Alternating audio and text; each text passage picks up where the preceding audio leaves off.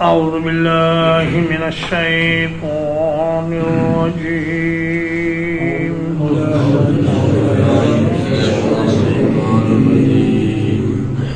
بسم الله الرحمن الرحيم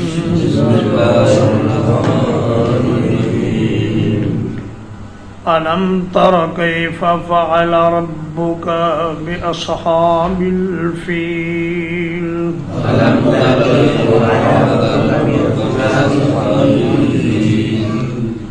کیا آپ نے دیکھا کس طرح کیا آپ کے رب نے ہاتھی والوں کے ساتھ؟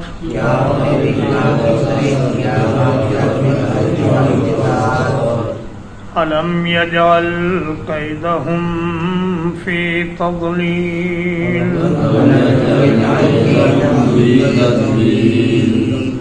کیا اس نے ان کی خفیہ تدبیر کو بیکار نہیں کر دیا؟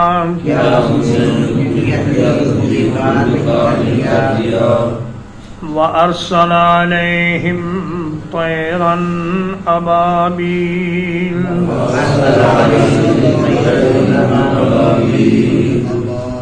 اور بھیجے ان پر پرندے جھنڈ کے جھنڈ، ترمیہم بحجارۃ من سجیل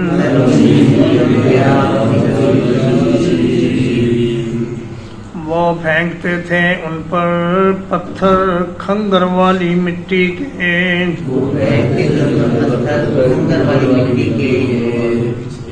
فجعلہم کعصف مأکول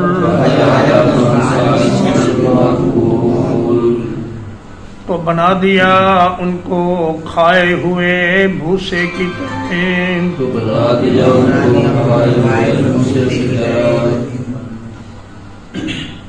سورۃ الفیل مکیہ ہے اور ترتیب تلاوت کے اعتبار سے اس کا نمبر 105 ہے، ترتیب نزول کے اعتبار سے اس کا نمبر 19 ہے۔ اس میں 5 آیات ہیں اور یہ سورت ایک ایسے واقعے کی طرف اشارہ کرتی ہے جو عرب میں بہت مشہور تھا اور بچے بچے کو اس کا علم تھا۔ ہوا یہ کہ یمن کے عیسائی بادشاہ ابرہہ نے ایک کلیسا بنایا اور اس کو بہت شاندار اور خوبصورت عمارت کی شکل میں تیار کیا۔ اس کا خیال یہ تھا کہ لوگ بیت اللہ شریف کا حج چھوڑ دیں اور ہمارے اس کلیسا کا حج آ کر کیا کریں اور اسی کا طواف کریں اور اسی میں عبادت کریں، مگر عربوں میں اس چیز کے باعث اشتعال پیدا ہونا ایک فطری امر تھا۔ چنانچہ ایک قریشی نوجوان نے وہاں جا کر پاخانہ کر دیا اور اس کو کلیسا کی دیواروں پر مل دیا۔ بعض روایات میں ہے کہ اس نے کلیسا کو آگ لگا دی۔ بہر صورت ابرہہ کو بہت غصہ آیا اور اس نے فیصلہ کیا کہ میں عربوں کے اس دینی مرکز کو ختم کر کے ہر طرف اپنے ہی کلیسا کی روب اس کا قائم کر دوں گا۔ چنانچہ وہ 60,000 کا لشکر لے کر چلا، 13 ہاتھی اس کے ساتھ تھے اور ان میں جو سب سے بڑا ہاتھی تھا اس کا نام تھا محمود۔ راستے میں کچھ عرب قبائل نے اس کا مقابلہ کرنے کی کوشش کی مگر وہ شکست کھا گئے اور جب یہ طائف میں پہنچا تو بنو ثقیف کو یہ فکر لاحق ہوئی کہ اب یہ ہمارے بت لات کو بھی یہ توڑ دے گا. تو انہوں نے اس سے ملاقات کی ایک وفد کی صورت میں اور کہا کہ دیکھیے آپ جس گھر کو گرانا چاہتے ہیں وہ یہاں سے آگے ہے، 80-90 کلومیٹر یہاں سے دور ہے، تو آپ ہمارے بت کو کچھ نہ کہیں، ہم آپ کے ساتھ ایک گائیڈ روانہ کر دیتے ہیں جو آپ کو مکہ مکرمہ کا راستہ دکھائے گا اور بیت اللہ کا راستہ بتائے گا. اس کا نام تھا ابو رغال. ابو رغال جب مکہ سے 3 میل کے فاصلے پر تھا تو اس کی موت آ گئی اور وہیں اس کو دفن کر دیا گیا. چنانچہ عرب لوگ اس کی قبر پر بڑے عرصے تک پتھراؤ کرتے رہے کہ یہ وہ بدبخت انسان ہے جس نے عیسائیوں کے لشکر کی رہنمائی کی تھی بیت اللہ کو گرانے کے لیے. تو جناب عبد المطلب جو بڑی ہی خوبصورت پرسنالٹی کے مالک تھے اور بڑے وجیح و وسیم تھے، ان کے بھی 200 اونٹ انہوں نے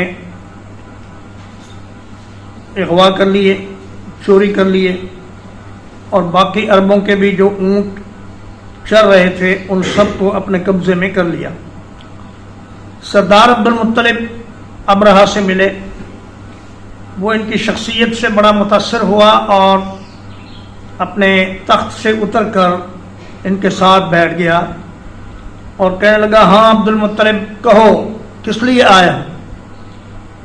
انہوں نے کہا میں اس لیے آیا ہوں کہ میرے 200 اونٹ آپ کے لشکر نے پکڑ لیے ہیں، آپ ان کو چھوڑ دیں. کہا عبد المطلب میں تو تمہیں بڑا ذہین اور بڑا عقل مند انسان سمجھتا تھا، لیکن تم نے تو بڑی چھوٹی بات کی. جس گھر کے اوپر تمہاری ساری تجارت کا اور تمہارے امن و سکون کا انحصار ہے اس کو ہم گرانے کے لیے آئے ہیں اور تم اونٹوں کی بات کر رہے ہو.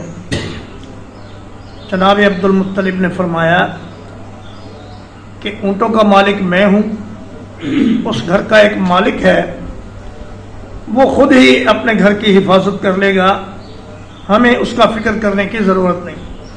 اس لیے کہ عرب تھوڑے تھے، یہ سارے قریشی مل کر اور ان کے جو حمایتی قبیلے تھے وہ سب مل کر جنگ خندق میں 10,000 کا لشکر جمع کر سکے تھے، تو 60,000 کے لشکر کا مقابلہ کرنا ان کے لیے ممکن نہیں تھا.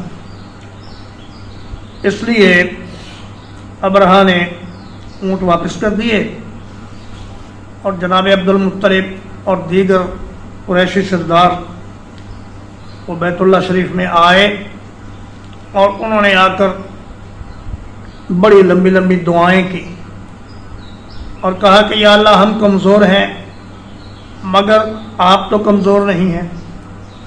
آدمی اپنے گھر کی حفاظت کرتا ہے، آپ بھی اپنے گھر کی حفاظت کریں اور جس طرح بھی ممکن ہو اپنے گھر کو ان حملہ آوروں سے بچائیں.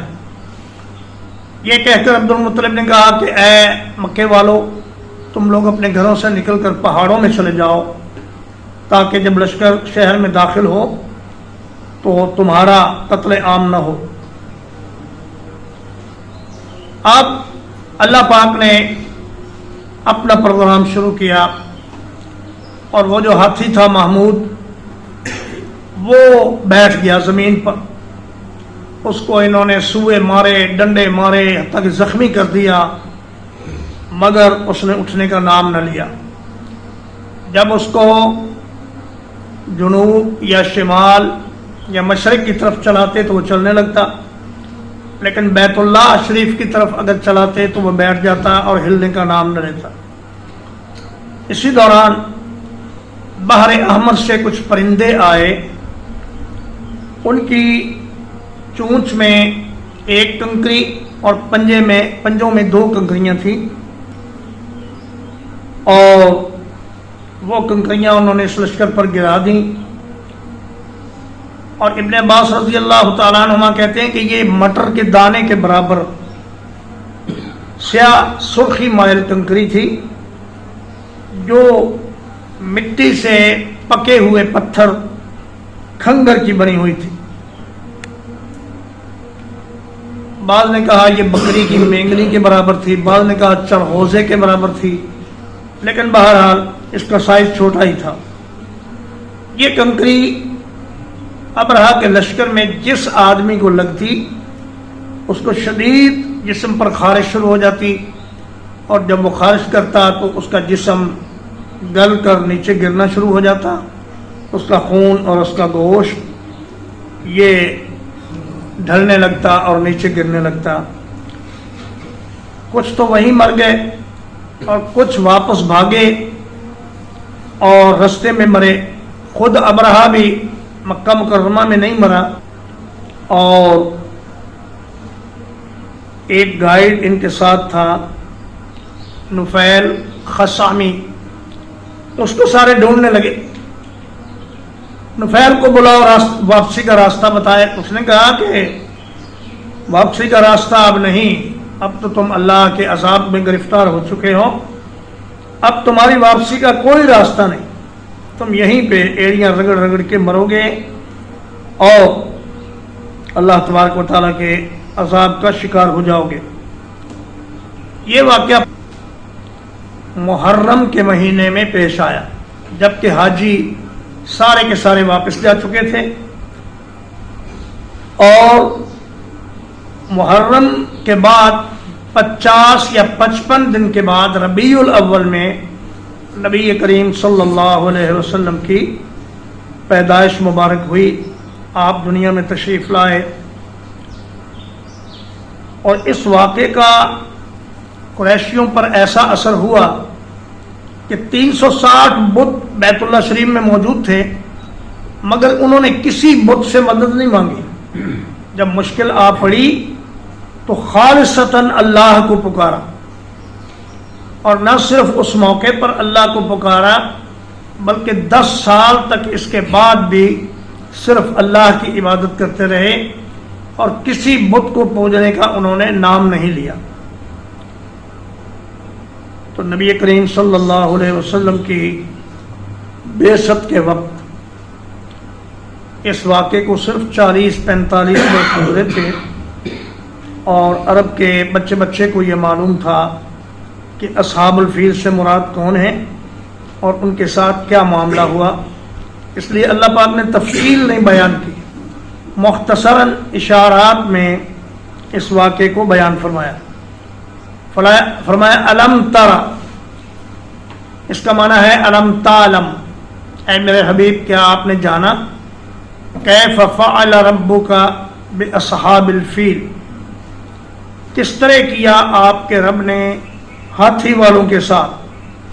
ہاتھی والوں کے ساتھ اللہ تعالیٰ نے کیسا معاملہ فرمایا، کیا آپ کو اس کا علم ہے؟ الم یجعل کیدہم فی تضلیل، کیا ان کی خفیہ تدبیر کو اللہ نے بیکار نہیں کر دیا؟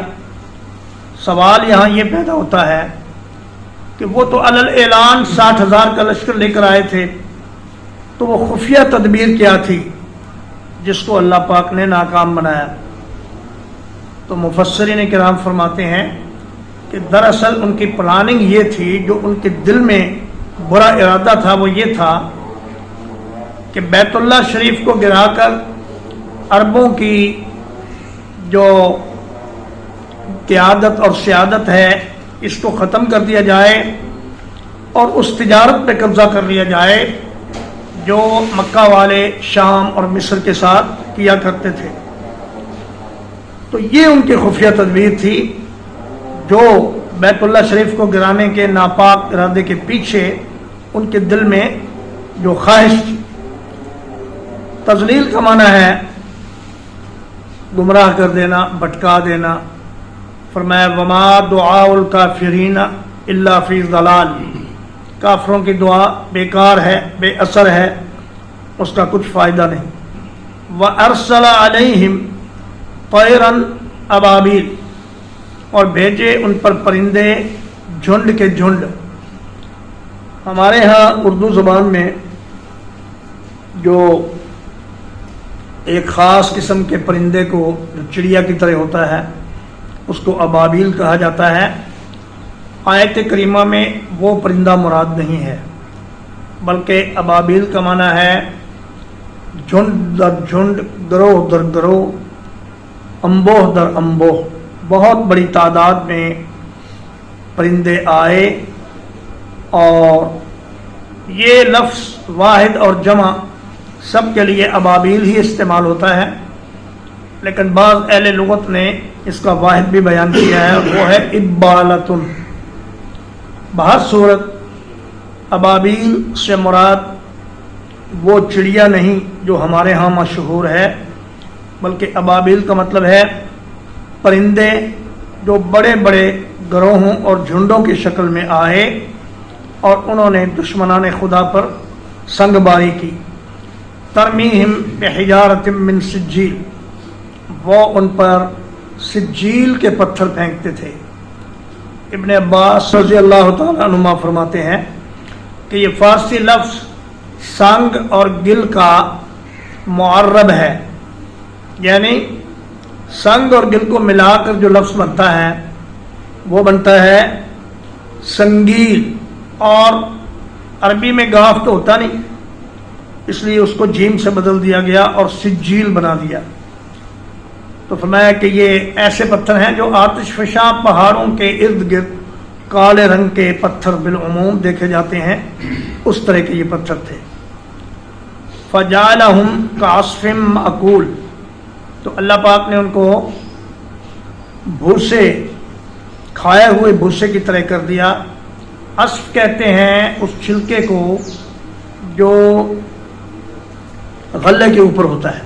فرمایا والحب ذو العصف والریحان، اللہ پاک نے غلہ اگایا جس کے اوپر چھلکا بھی ہوتا ہے اور بیج بھی ہوتا ہے. تو وہ چھلکا جسے بھوسا کہتے ہیں ہم اپنی زبان میں، کھائے ہوئے بھوسے کی طرح. کھایا ہوا بھوسا کیا ہوتا ہے؟ وہ لید بنتی ہے جانوروں کی.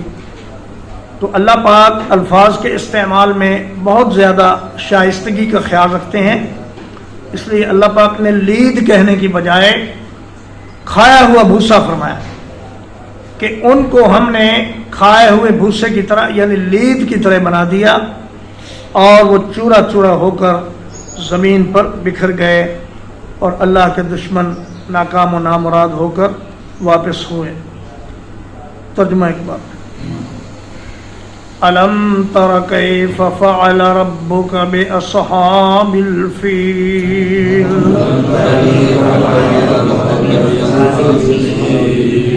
کیا آپ نے دیکھا کس طرح کیا آپ کے رب نے ہاتھی والوں کے ساتھ؟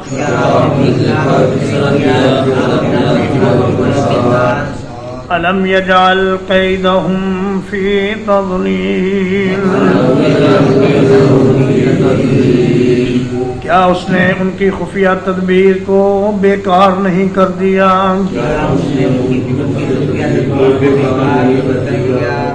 وَأَرْسَلَ عَلَيْهِمْ طَيْرًا أَبَابِيلَ، اور بھیجے ان پر پرندے جھنڈ در جھنڈ. ترمیہم بحجارۃ من سجیل، وہ ان پر پھینکتے تھے پتھر کھنگر کے بنے ہوئے. فجعلہم کعصف مأکول، تو بنا دیا ان کو کھائے ہوئے بھوسے کی طرح. وصلی اللہ علی نبینا محمد وآلہ وصحبہ اجمعین.